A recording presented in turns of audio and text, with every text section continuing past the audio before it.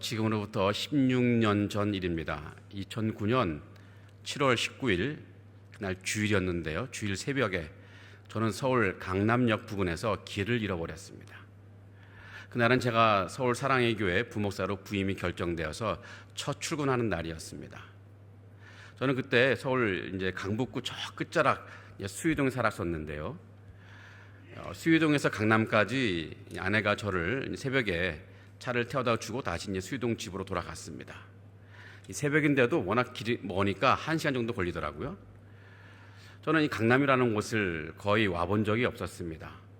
늘 강북에서 살았고 또 직장도 강북에 있었더랬습니다. 그래도 서울에서 꽤 살았다는 그 생각 때문에 저는 강남역에 내리면 그 사랑의 교회를 금방 찾을 줄 알았습니다.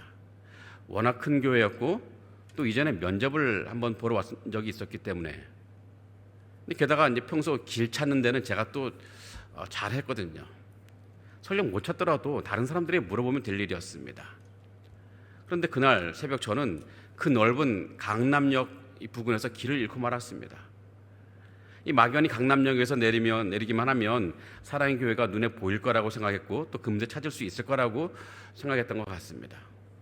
하지만 아무리 둘러봐도 교회가 보이지 않아요. 당시는 스마트폰이 나오기 전이라서 다운맵이라든지 구글맵 이런 것도 없었습니다. 제가 교회로 가려면 어느 방향으로 가야 될지 전혀 감을 잡지 못했습니다. 정말 막막했습니다. 지금 이 사랑의 교회는 서초역에 새롭게 건축되어서 이 랜드마크처럼 한눈에 다 들어오지만, 제가 부임했을 당시에는 강남역 부근 골목길 안쪽 주택가에 있었습니다. 예전에 면접을 보러 왔을 때는 낮 시간에 지하철을 타고 왔었고 또 그래서 북적대는 이 거리에서 사람들에게 물어물어 찾아갈 수 있었습니다. 그런데 이 주일 새벽에 오니까 모든 것이 낯설은 거예요. 더욱이 주일 새벽에 그 이른 시간에는 강남역 부근에 사람이 없었어요. 물어보려고 해도 물어볼 사람이 없는 거예요. 완전히 길을 잃어버렸습니다. 그렇게 어리둥절하고 있는데 마침 다행히도 어떤 한 분이 지나갔습니다. 그래서 저는 그분에게 사랑의 교회가 어디냐고 물어봤죠. 그분도 처음엔 잘 모르겠다고 말하더라고요. 그래서 제가 이 근처에서 제일 큰 교회입니다 라고 했더니 그분은 그제서야 알겠다는 듯이 길을 알려주었습니다. 그분이 알려준 대로 한참 갔더니 어느 교회가 나왔냐면 충영교회가 나왔습니다. 그 교회는 이 강남역에서 사랑의 교회와 정반대 방향에 있었습니다. 저는 그때 완전히 멘붕 상태가 된 거예요. 완전히 길을 잃었습니다. 이제는 사랑의 교회가 어디 있는지도 모르겠고, 그보다도 지금 내가 어디 있는지도 모르겠더라고요. 저는 그렇게 그날 새벽에 길을 잃었더랬습니다. 저는 제 인생길에서도 길을 잃어버린 적이 있었습니다. 한국에서 신학대학원을 마치고 미국에 있는 칼빈 신학교로 유학을 갔는데요. 그 학교에 지원할 때만 하더라도 영어 토플 시험도 잘 나왔고 심지어 입학할 때 꽤 많은 장학금까지 받았더랬습니다. 미국 신학교에서 공부할 때도 성적이 잘 나왔습니다. 거기까지는 참 좋았습니다. 그 다음부터 문제가 생겼는데요. 제가 졸업할 쯤에 박사과정 학교 5곳에 지원했는데 이미 제가 하도 말해가지고 여러분 다 아실 텐데 다 떨어졌어요. 저는 최소한 2개 정도는 합격해서 제가 그중에 어디 갈까 골라 갈 생각을 하고 있더랬습니다. 하지만 아무 데도 합격하지 못했어요. 정말 난감했습니다. 전혀 예상하지 못했던 상황이었기 때문에 아무런 대책도 세우지 못했습니다. 앞으로 어떻게 해야 될지 막막했습니다. 그 막막함에 우리 가족 모두는 그 넓은 미시간 호수에 가서 한참 울었더랬습니다. 다시 어딘가에 지원한다고 할지라도 합격할 수 있을지 의심스러웠고 또 뭘 준비해야 될지도 잘 몰랐습니다. 이미 나이는 30대 후반이었습니다. 저는 그때 생각했습니다. 나는 지금 인생의 길을 완전히 잃어버렸구나. 여러분도 혹시 그런 적 있지 않습니까? 숨가쁘게 인생길을 달려왔다고 생각했는데 문득 의문이 듭니다. 지금 여기가 어디지? 나는 지금 어디로 가고 있는 걸까? 이런 생각이 들면서 눈앞이 캄캄해지고 또 발밑이 아득해지는 순간을 여러분 경험해 본 적이 있지 않습니까? 어쩌면 지금 이 자리에도 그런 분이 계실지 모르겠습니다. 인생의 중요한 갈림길에서 어디로 가야 할지 길을 잃어버린 분이 있을 수 있습니다. 가령 내가 이곳 상하이에 계속 머물러야 할까? 아니면 모든 것을 정리하고 이제 한국으로 돌아가야 될까? 이런 고민 속에서 막막함을 느끼고 계신 분도 분명히 있을 것입니다. 우리는 종종 인생길에서 길을 잃습니다. 그럴 수밖에 없어요. 왜냐하면 우리는 모두 인생의 길을 처음 가는 사람들이기 때문입니다. 우리 인생을 누가 대신 먼저 걸어가 보고 우리에게 우리 인생길을 가르쳐 줄 사람이 있겠습니까? 그렇다고 우리 역시 인생을 두 번 살아보지 못한 사람들입니다. 모든 길이 낯선 길이고 처음 가는 길입니다. 또 아무도 우리 길을 가르쳐 주지 않습니다. 그래서 누구나 인생길에서 때로는 방향을 잃고 길을 잃어버릴 수 있습니다. 그렇다면 그때 우리는 무엇을 해야 할까요? 우리는 길을 잃지 않기 위해서 무엇을 해야 할까요? 또 길을 잃었을 때 어떻게 하면 좋을까요? 오늘 말씀을 통해서 어떻게 해야 할지 한번 살펴보고 길을 잃지 않거나 혹시 길을 잃었더라도 다시 찾을 수 있으면 좋겠습니다. 오늘 본문에 등장하는 이스라엘 백성들은 길을 잃은 사람들이었습니다. 그들이 길을 잃은 가장 큰 이유는 그들을 인도하던 지도자 여호수아가 죽었기 때문이었습니다. 여호수아가 누굽니까? 그는 모세의 뒤를 이어서 이스라엘 이끌고 가나안 땅을 정복한 위대한 지도자였습니다. 이스라엘 백성들은 이 여호수아를 따라서 믿음으로 요단강을 건너고 여호수아의 지휘 아래서 여리고성을 무너뜨렸습니다. 이스라엘 백성들은 이제 여호수아의 인도를 따라서 하나님이 약속하신 땅을 얻으려 합니다. 그의 지도 아래 이루어진 가나안 정복, 하지만 가나안 정복은 완전하지 않았습니다. 여전히 가나안 땅에는 이스라엘에 몰아내지 못한 이방 족속들이 남아 있었습니다. 여호수아는 이제 그 땅을 12지파에게 분배했고요. 각 지파에게 명령했습니다. 자신이 분배한 땅을 이제 끝까지 정복하고 이제 가나안 족속들을 다 몰아내고 그 땅에 뿌리 내리라고 여호수아가 말했더랬습니다. 이제 남은 일은 분명했습니다. 그 각 지파가 여호수아의 지휘 아래 남은 정복의 과업을 다 감당하고 또 정착을 이루는 일만 남아 있었습니다. 그런데 바로 그때 여호수아가 죽어버린 거예요. 아직 정복이 완성되지 않았고 정착도 이루어지지 않은 그 상태에서 여호수아가 죽어버렸습니다. 그렇다고 여호수아를 대신할 후계자가 뚜렷하게 나온 것도 아니었습니다. 이스라엘은 지도자를 잃어버렸고 그와 함께 길도 잃어버렸습니다. 앞으로 어떤 순서로 전쟁을 해야 될지, 또 누가 앞장서야 될지, 또 어떤 전략으로 이 전쟁을 해야 될지 아무것도 명확하지 않았습니다. 이스라엘은 단지 지도자를 잃어버린 것만이 아니라 앞으로 걸어가야 할 그 길 자체를 잃어버린 것입니다. 그런데 그 혼란의 시기에 이스라엘은 가장 지혜로운 선택을 합니다. 자기 생각대로 함부로 움직이지 않고 길을 묻기로 결정한 거예요. 더 중요한 사실, 그 길을 누구한테 물었냐 하면 사람에게 묻지 않았습니다. 경험 많은 장로들에게 묻지 않았고 뛰어난 전략가에게 묻지 않았습니다. 그들은 길을 가장 잘 아시는 분, 곧 여호와 하나님께 길을 물었습니다. 오늘 말씀 1절을 보면요, 여호수아가 죽은 후에 이스라엘 자손이 여호와께 여쭈어 이르되 우리 가운데 누가 먼저 올라가서 가나안 족속과 싸우리까? 지금 이스라엘 백성들이 하나님께 묻는 거예요. 여기서 여쭈어라는 말이 있는데요, 이 여쭈어라는 말은 단순한 질문을 말하는 것이 아닙니다. 그것은 기도하고 묻는 것, 곧 하나님 뜻을 구하는 자세를 의미합니다. 이스라엘은 자신들의 현실 앞에서 자기 판단으로 움직이지 않았고 먼저 하나님의 뜻을 찾는 믿음의 행동을 한 것입니다. 그러자 하나님은 어떻게 응답하셨습니까? 2절을 볼까요? 여호와께서 이르시되 유다가 올라갈지니라. 보라, 내가 이 땅을 그의 손에 넘겨주었노라 하시니라. 하나님은 구체적으로 말씀하십니다. 유다가 올라가라. 유다 지파가 먼저 올라가라. 그런데 하나님은 단순히 올라가라는 명령만 하신 것이 아니라 내가 이미 이 땅을 그의 손에 넘겨주었다고 하는 약속의 말씀까지 그들에게 주셨습니다. 하나님은 단지 길만 가르쳐 주시는 분이 아닌 것 같습니다. 그 길 가르쳐 줄 뿐만 아니라 승리의 보장까지 해주시는 분이셨습니다.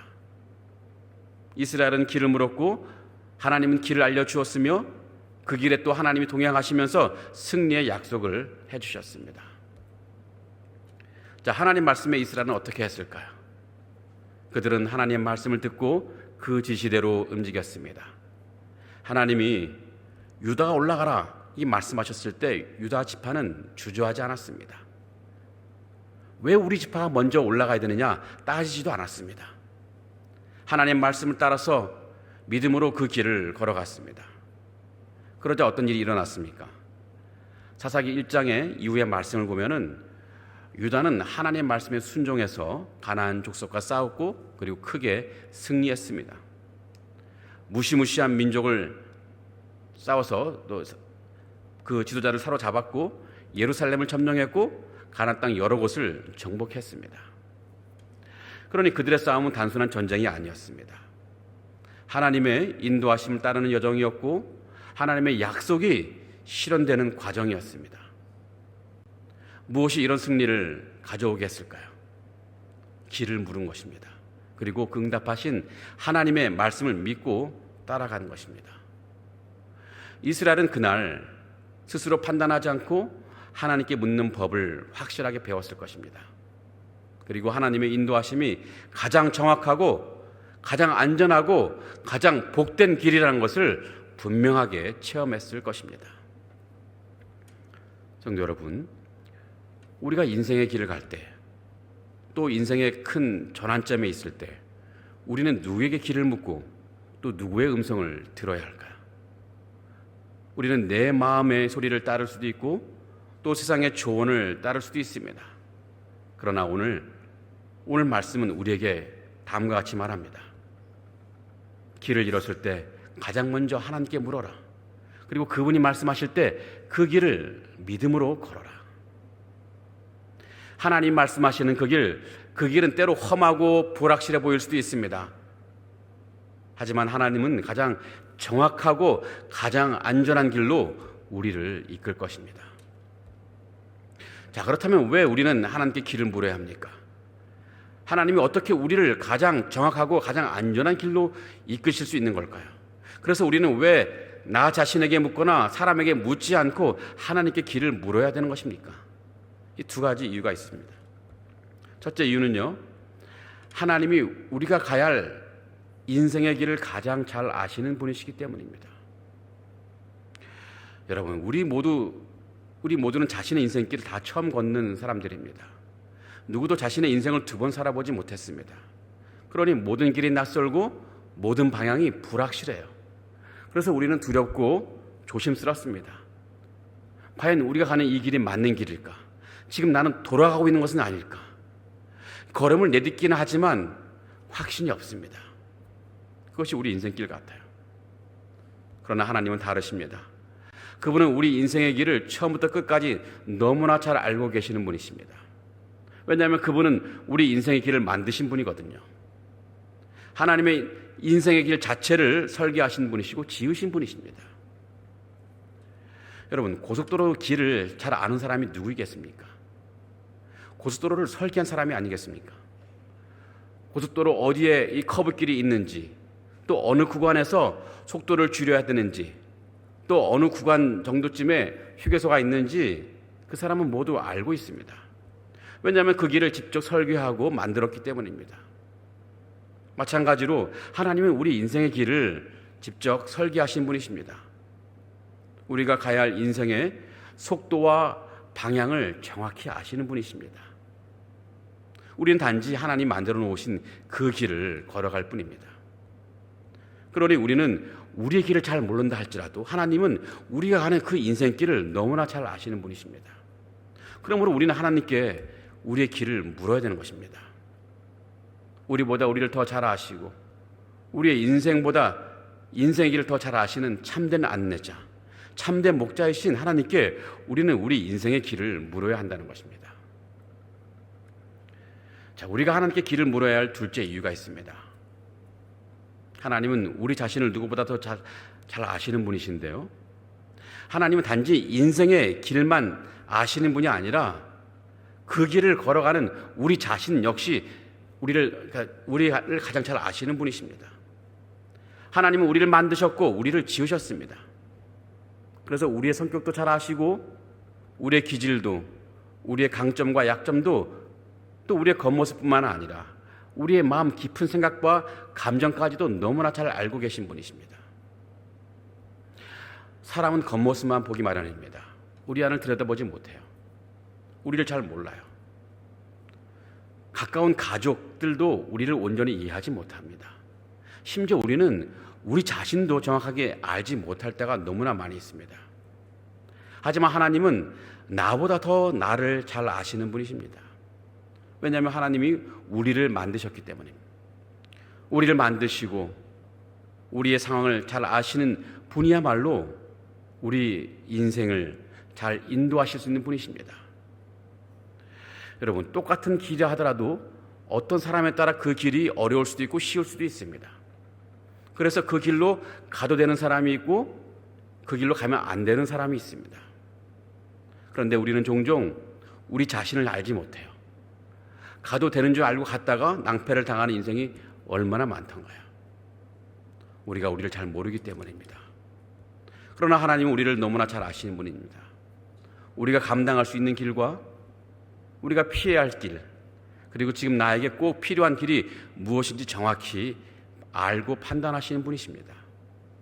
그래서 가장 적합한 길로 인도하실 수 있는 분이십니다. 때로는 그분이 우리가 이해할 수 없는 길로 인도하실 수도 있습니다. 남들보다 돌아가는 길, 또 더디게 보이는 길도 인도하실 수도 있습니다. 하지만 시간이 지나면 우리는 깨닫게 됩니다.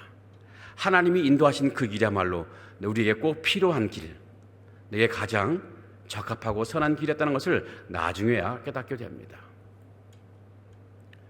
자, 우리가 하나님께 길을 물어야 될 세 번째 이유가 있는데요. 하나님은 우리가 묻는 길을 알려주실 뿐만 아니라 그 길을 우리와 함께 걸어가시는 분이기 때문입니다. 하나님은 단지 우리에게 이리 가라 저리 가라 지시만 하시는 분이 아닙니다.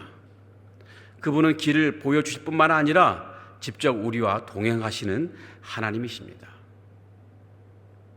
이스라엘 백성들이 광야를 걸을 때 하나님은 이 구름 기둥과 불 기둥으로 항상 그들과 함께 하셨습니다. 길을 가르쳐 주시기도 하셨지만 나 몰라라 하신 것이 아니라 그들과 함께 걸으면서 낮에는 구름 기둥으로 햇빛을 가려주시고 밤에는 불 기둥으로 사막의 추위를 막아주셔서 따뜻함으로 그들을 보호해 주셨습니다. 그 하나님은 지금 우리에게도 함께 하시는 분이십니다. 성령으로 우리 안에 거하시면서 항상 우리 안에서 말씀하시고 또 우리의 길을 인도하시고 우리와 함께 하시는 분이십니다. 하나님은 우리와 함께 하신 하나님, 바로 임마누엘의 하나님이십니다.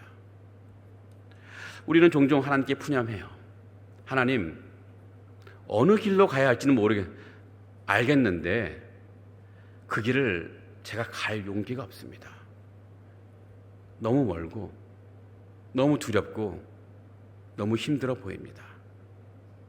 그럴 때 하나님 우리에게 말씀하십니다. 이사야서 41장 10절 보면요, 두려워 말라 내가 너와 함께함이라. 두려워하지 말라 내가 너와 함께함이라. 우리와 함께 하시는 하나님이라고 주님은 우리에게 말씀하시고 우리를 위로해 주십니다. 성도 여러분, 하나님께 길을 묻는다는 것은 단지 답을 구하는 것만 의미하는 것이 아닙니다.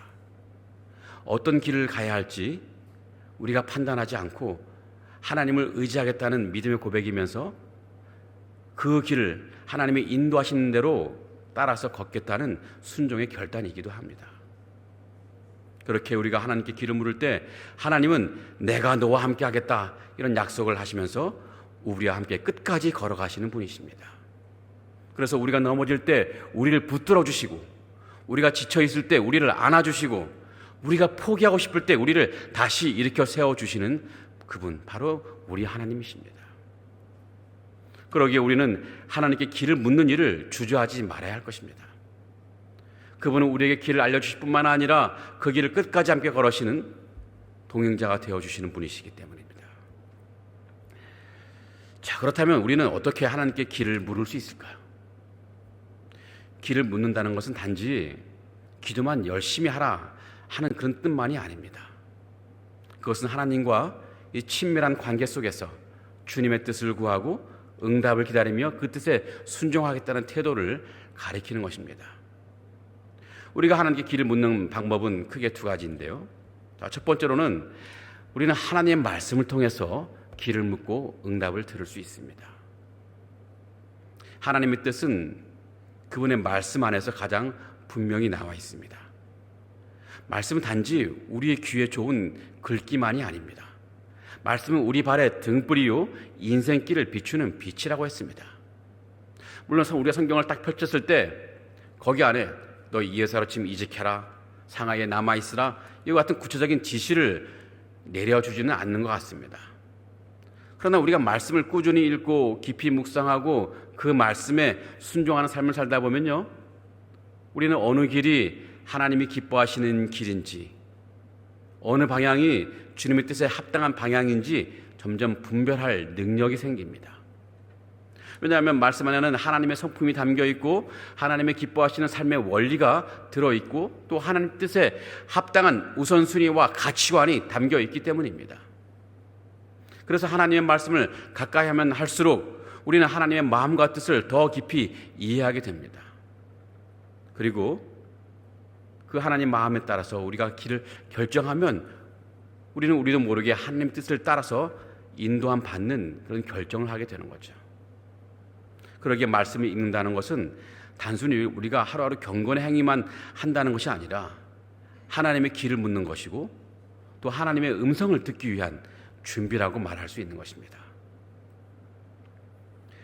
두 번째, 우리가 하나님께 길을 묻는다는 두 번째 방법은 기도를 통해서 하나님의 인도하심을 구하는 것입니다. 기도는 단지 내가 이 길을 가고 싶습니다, 저를 도와주세요 라고 요청하는 것이 아닙니다. 진짜 기도는 주님, 이 길이 주님의 뜻입니까? 라고 진심으로 하나님의 뜻을 묻는 겸손한 대화인 것입니다. 예를 들면 주님, 제가 이 길로 가야 합니까? 주님, 제가 지금 멈춰야 할까요? 아니면 계속 나가야 할까요? 주님, 이 선택이 주님을 기쁘시게 하는 결정입니까? 주님 말씀하시면 제가 순종하겠습니다. 이처럼 우리가 마음을 열고 주님 뜻을 물을 때 하나님은 우리의 기도를 결코 외면하지 않고 분명히 가르쳐 주십니다. 그러게 기도는 단지 문제 해결의 수단만이 아닙니다. 하나님의 마음을 배우고 그 뜻에 나를 맞추어가는 여정입니다. 여러분, 기도하는 시간은 내 뜻을 주장하는 시간이 아니라 하나님의 뜻을 따르기로 결단하는 시간인 것입니다. 물론 어떤 때는 기도 가운데 즉시 응답이 오기도 하지만 어떤 때는 긴 기다림을 통해서 하나님 뜻이 우리 마음속에 점점 선명해지기도 합니다. 하나님은 종종 우리를 이 기다림의 시간으로 인도하시는데 그 기다림 속에서 하나님은 우리의 마음을 다듬으시고 우리의 시선을 새롭게 하시고 우리의 믿음을 자라게 하십니다. 그러기에 이 기도로 길을 묻는 것은 단순한 경건의 행위가 아니라 하나님 뜻에 내 자신을 온전히 맡기고 순종하겠다는 믿음의 고백이기도 합니다. 하나님은 그런 기도를 들으시고 반드시 가장 좋은 때에 가장 좋은 길로 우리를 인도하실 것입니다. 그러므로 성도 여러분, 우리는 말씀을 통해서 하나님의 마음을 배우고 또 기도를 통해서 하나님의 뜻을 구하는 우리가 되면 좋겠습니다. 하나님은 길을 묻는 자에게 결코 침묵하지 않으시며 언제나 가장 선한 길로 인도하시는 너무나 신실하신 분이십니다. 그러니 이런 하나님을 신뢰하면서 매일매일 그분 앞에 나아가 길을 묻는 우리가 되기를 간절히 기원하고 축복합니다. 성도 여러분, 우리가 하나님께 길을 물으면 하나님이 길을 분명히 보여주실 것입니다. 그런데 그때 우리가 반드시 해야 할 것이 있습니다. 그것은 하나님이 보여주시는 길로, 하나님이 인도하시는 길로 우리가 순종하며 따라가는 것입니다. 하나님께서 우리를 인도하시는 그 길이 때로는 우리가 기대한 길이 아닐 수도 있습니다. 때로는 남들보다 더 느린 길로 보일 수 있고 또 더 멀고 험한 길로 보일 수도 있습니다. 심지어 도무지 이해되지 않는 길처럼 보일 수도 있습니다. 하지만 시간이 지나서 우리가 그 길 끝에 서게 되면 우리는 깨닫게 될 것입니다. 하나님이 인도하시는 이 길이야말로 가장 정확한 길이었고 가장 안전한 길이었고 가장 선한 길이었다는 것을 나중에야 깨닫게 됩니다. 더욱이 하나님은 단지 길만 알려주시는 분이 아니시죠. 길 위에 있는 우리를 지키시고 연단하시고 끝까지 인도하시는 분이십니다.